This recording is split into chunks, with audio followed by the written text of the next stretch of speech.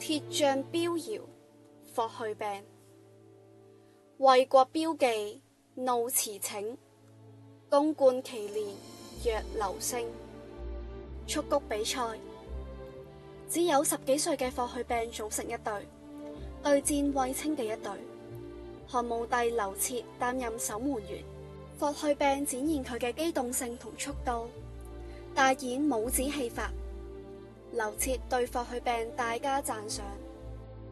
劉徹同衛青、霍去病討論蹴鞠比賽，常言話最好嘅防衛就係進攻。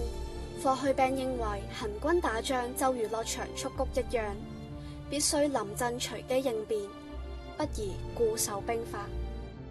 宮中宴會，席間劉徹收到消息，遠嫁匈奴嘅寧安公主自殺身亡。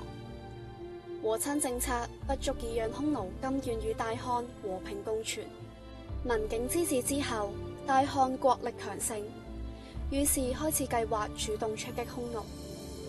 衛青奉漢武帝之命出擊匈奴，武帝任命17歲嘅霍去病為標搖校尉，以800精騎深入敵陣。霍去病不負所望，大殺四方，鋒芒初露，封冠軍侯。元狩2年，前121年，20歲嘅霍去病率萬騎出隴西，翻越胭脂西，進攻河西走廊，大捷。邱屠王兒子日帝投降。